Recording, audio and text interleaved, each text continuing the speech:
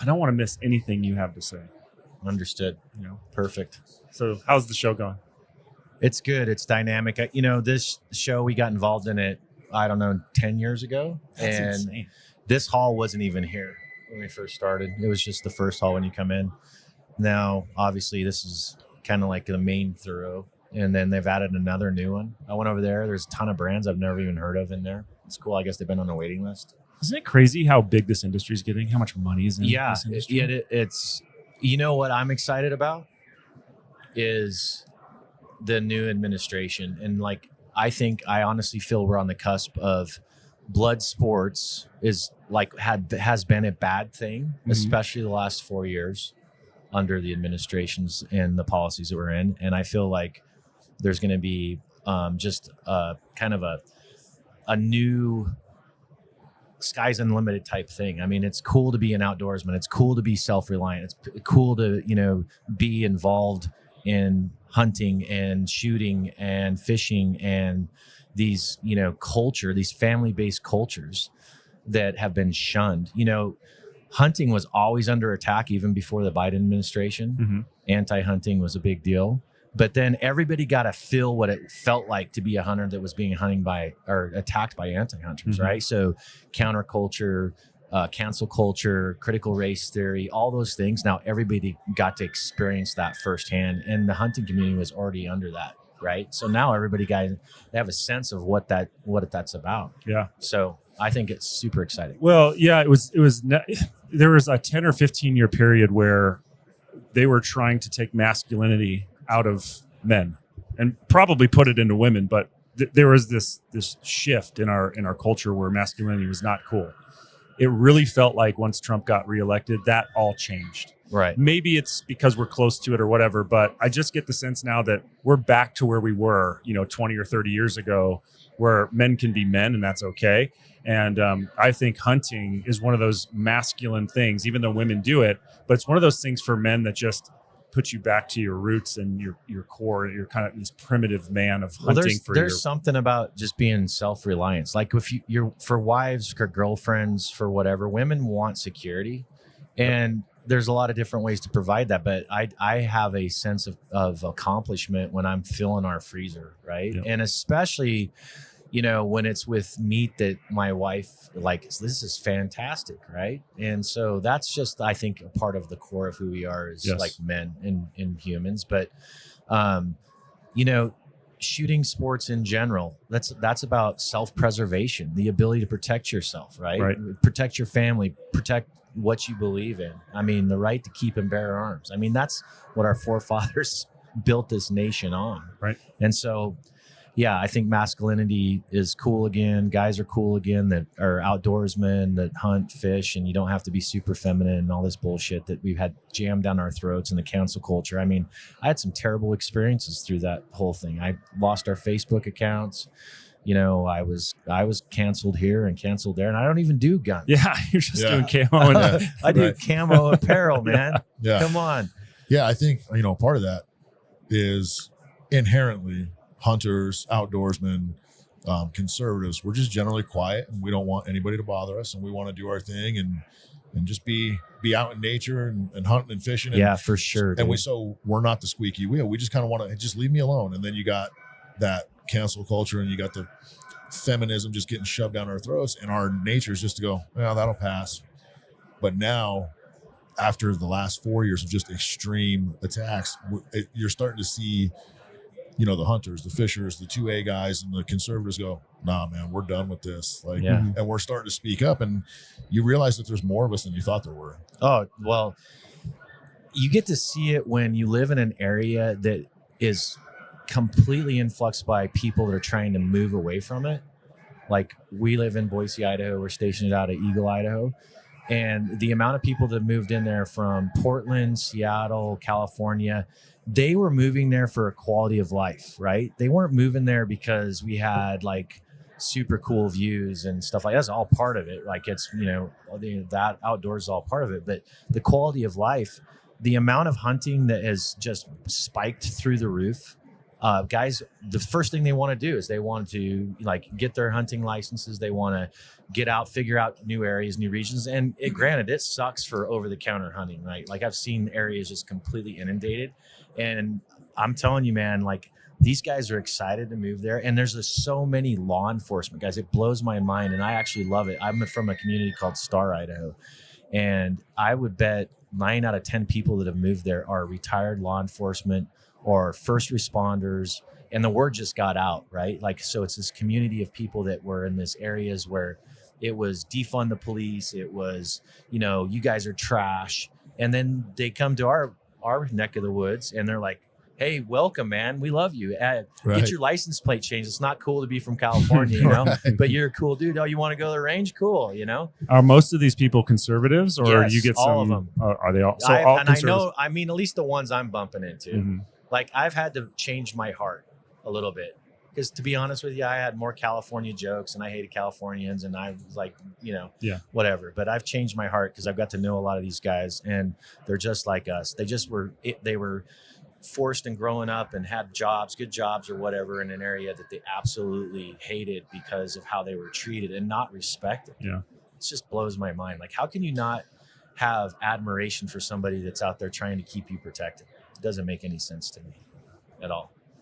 Well, I think men, I can't speak for women, but I think men, you live this life of like corporate America and you know you're just missing something. There's just something you're missing going into a building every day and typing on a computer and going home. And I think that's what like people see this opportunity to go be in nature and go hunt and go kind of be like their primitive self. Yeah. And I think people there's this inner feeling that people get that they want to do that. And I think people who just stay in the city for their whole lives, they're just empty.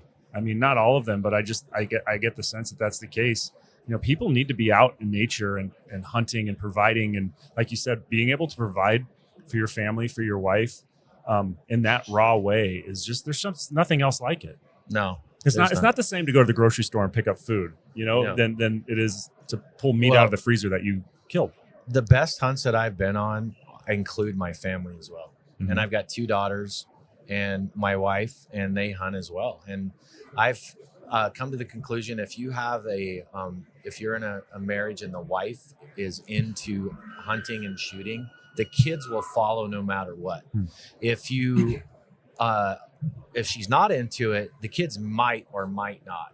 I mean, I've seen it kind of both ways, but if the wife is involved and she truly is passionate about it and she enjoys it, I can guarantee you 100% those kids are going to follow. Yeah. And for me, my best hunts, my funnest hunts have been with my family. And I can't imagine anything else. I mean, we've got to travel all over the world, go see cool things, you know, in Europe and South America and New Zealand and so on. And our best memories are right in our home state, just doing what we did when we were growing up. Yeah. You know, so the culture of hunting, I believe, is important. And there's a lot of people that are interested in it. Some people never got to experience it.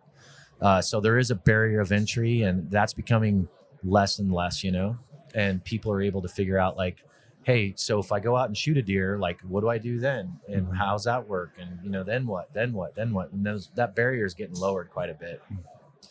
I remember when you guys first came out for the first few years, you were from the battlefield to backcountry. Am I right? Battlefield to backcountry. It's still our slogan today. Is it? Okay. Yeah. So yeah, I mean, that's kind of, I feel like that really represented who you guys were really well. Yeah.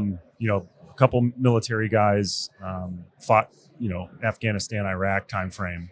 Yeah. And then used that to go on these extreme hunts. I mean, I remember seeing videos of you like deep in Alaska, these little prop planes, man. That's pretty expeditionary cool. Type hunts. Yeah. Like, didn't you guys do some parachuting into a couple hunts, if I'm not mistaken? You know, we never actually pulled off like that in a meaningful way. Like we had the idea that there were certain areas in Alaska that we couldn't get into at all. And so our idea was we were going to parachute in with pack rafts, and then we would basically get the floatable water and then pack or float hunt out, right? But we did do some super crazy extreme expeditionary type hunts, and really that was kind of like the forte of Kryptek when we started off. And of course, Kryptek was born in Alaska. I was 20 miles north of Fairbanks. And so we had like all the access and everything was super cool. Some extreme adventures to say the least, but building a brand out of Alaska, and especially Fairbanks, Alaska, was challenging at best logistically, and just to come down to do simple things like this show, right? I mean, that's an undertaking. And I can remember one time I got a call from the Department of Defense, and they wanted me to go down to this meeting that we were involved in with the U.S. Army Camo improvement effort. And it was a short notice. It was like Thursday afternoon or Friday morning or something. And they wanted to have everybody there to represent like on Monday morning. And logistically, I couldn't get there. Like there was no way I could get from Fairbanks to the lower 48 to Seattle to Florida and make this meeting. And I was like, man, this is tough.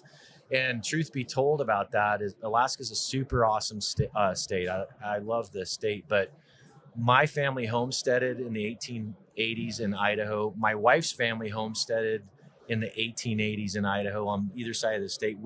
My daughters are 6th generation from Idaho. Idaho's a cool state too. Yeah. Right. And so lots of family.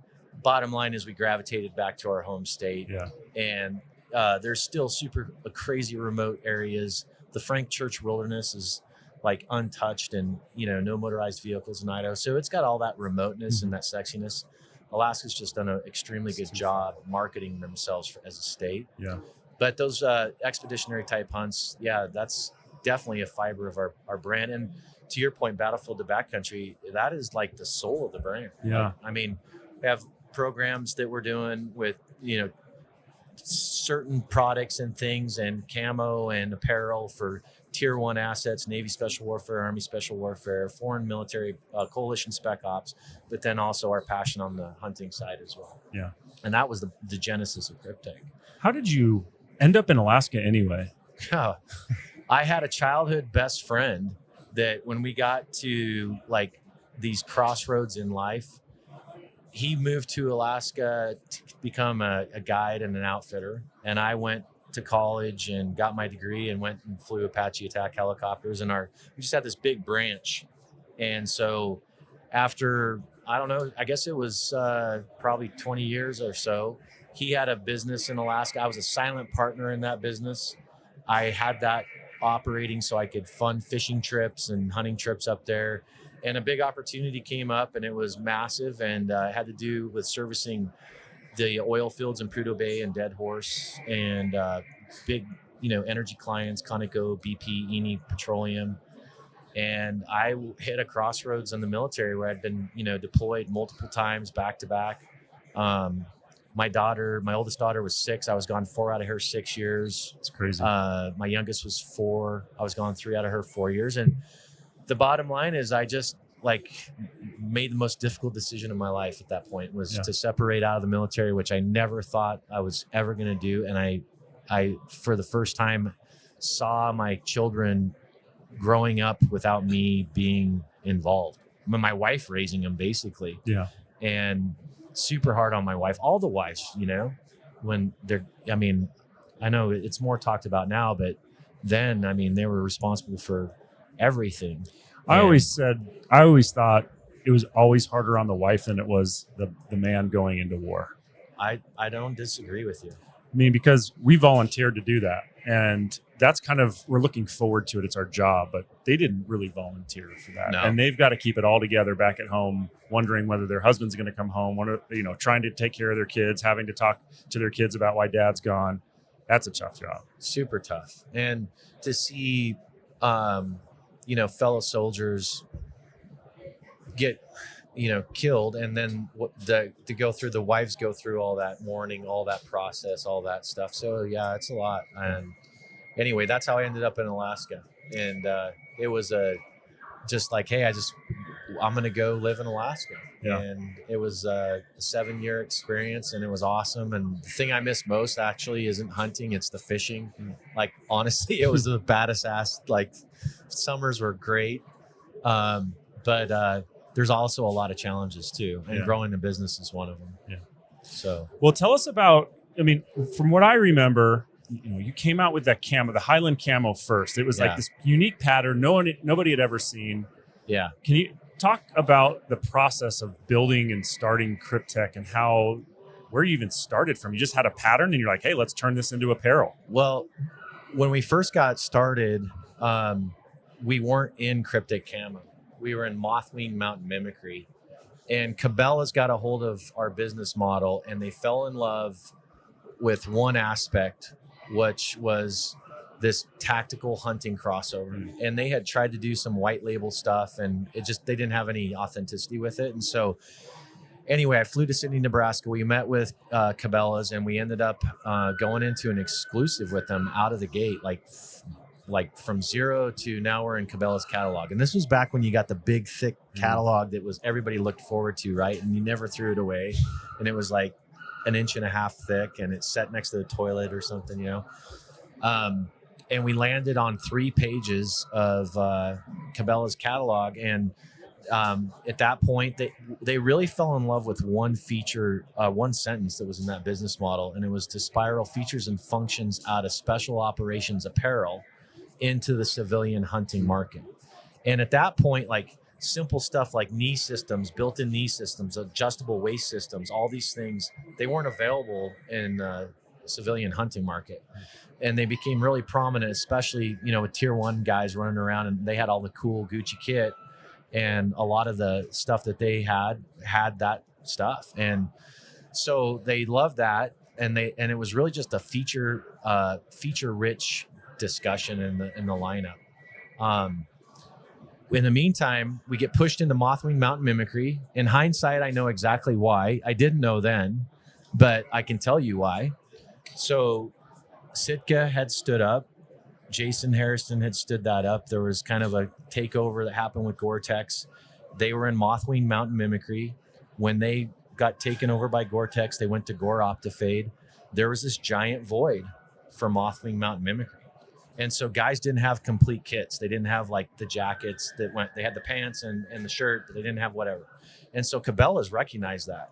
And they were able to take like our true authentic story that we were feature rich in our apparel, and put that paint job on it and fill that void. And I didn't know at the time, like, that was the deal. Yeah. But in hindsight, after experience, I understand it. Yeah. In the meantime, we always wanted to have our own camouflage patterns, right? And so there was a solicitation that came out, and it was called the U.S. Army Camo Improvement Effort. Big, giant deal. It's a whole podcast in itself.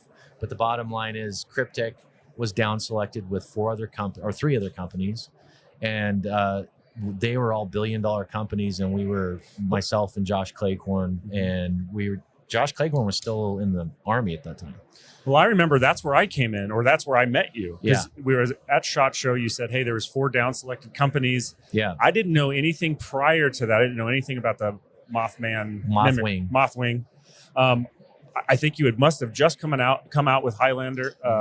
And so Highlander was one of the camo patterns. And what happened was I was at a meeting in Sydney, Nebraska, and I pulled a swatch of fabric out after the meeting. And they're like, what's this? I told them the whole story. And they're like, can we do that?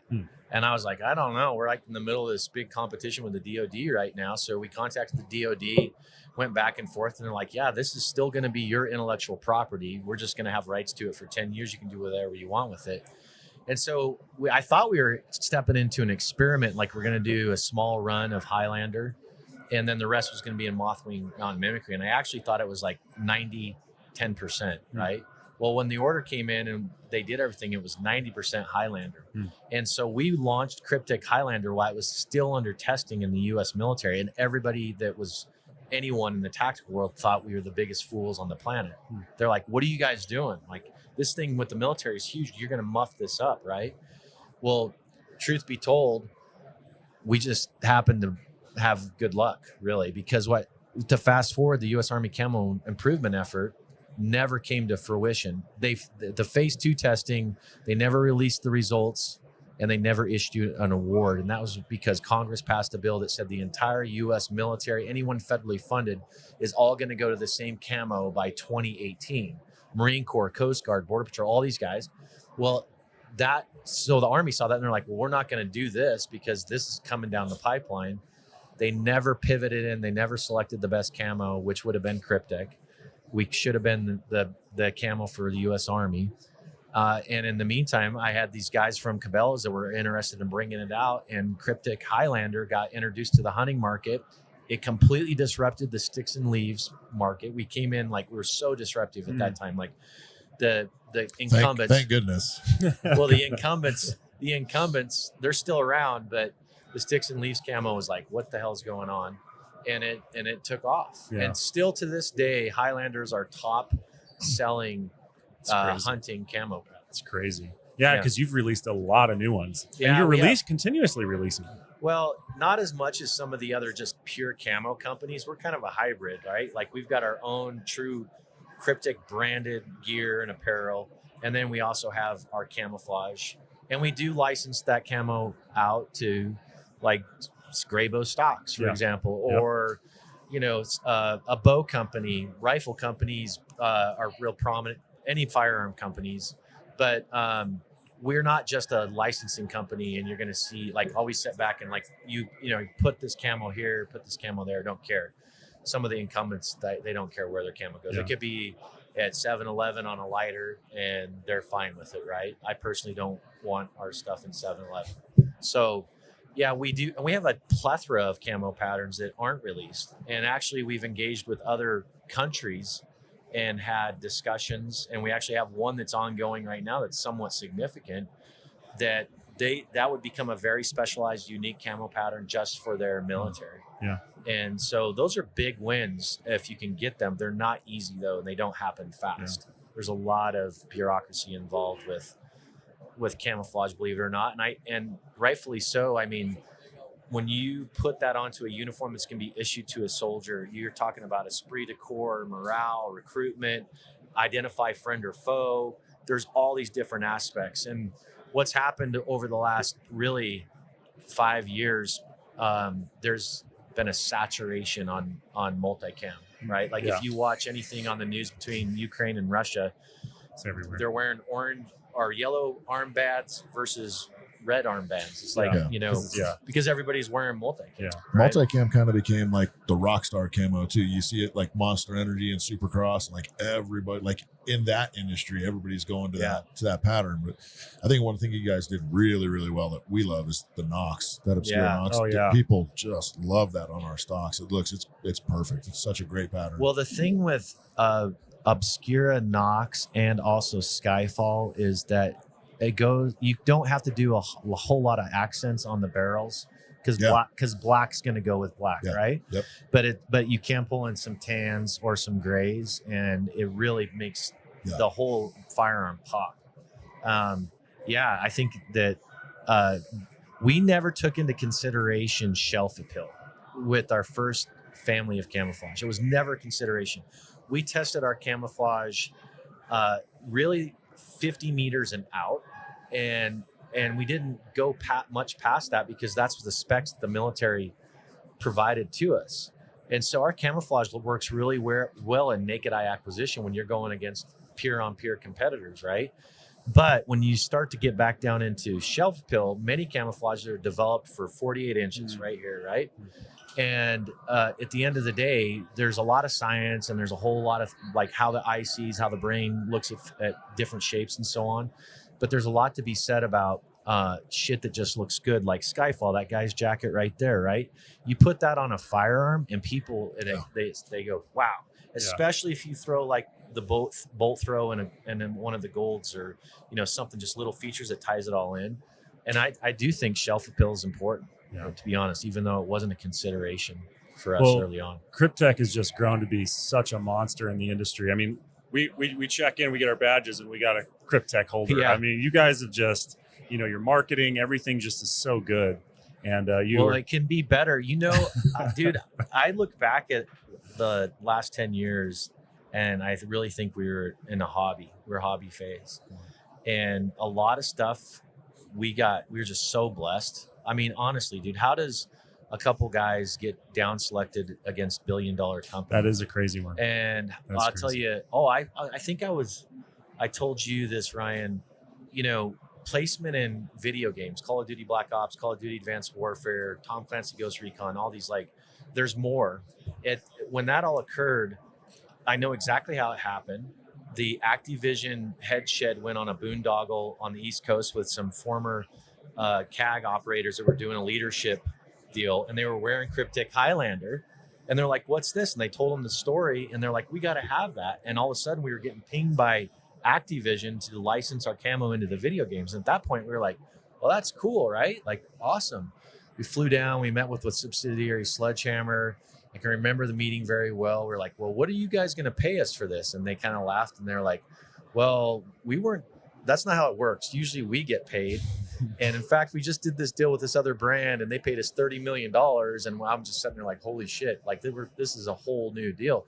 But what came out of that is this global notoriety with our camo patterns and our name. But the downside of that is the piracy also exploded. Yeah. And so there's a ton of pirated shit that's Kryptek, like on Alibaba.com. And I've tried to fight it. I've tried it, everything I could. The only victory that I know of was with Michael Jordan. He was able to win like some deal in China. There might be some other victories, but these are like big checkbooks. And so that's kind of like, we've had some crazy, awesome, miraculous things happen, but not all of it's been like really super beneficial in the long run. Yeah, the goods and the bads, I'm sure, of business. Any business has ups and downs. Oh yeah, businesses ebbs and flow. And we've had some super great ebbs, and we've also had some super, actually ebbs. We've had some super bad ebbs and super great flows. And yeah, that's just business, right? But when it comes to marketing, a lot of stuff that happens, dude, I look back on it and I'm like, oh, if I could only repeat that again, like just organically land on the front page of Yahoo Finance, I mean, just stuff that you don't appreciate if you don't know. Yeah. Well, Butch, thanks for being here, man. I really appreciate you being here and telling us a little bit about your business. Kryptek's such a monster brand now. I think people are going to get a kick out of it. Dude, I appreciate you. We kind of started to talk about it, but Ryan McMillan, Kelly McMillan, you guys were the first guys that actually really like took the time to even listen to our story. And that was, I don't even know what year it was. It was 2000. Must have been like 2011, maybe. I mean, it's been a long 12. time. Yeah. Yeah, it was a long time ago. And I've always admired your guys' work and product. And yeah, you guys are doing a great job, dude. I really need a signature card. Okay, well, I'll make sure you get one. Awesome, man. Right. Thanks, brother. Appreciate it. Thank you.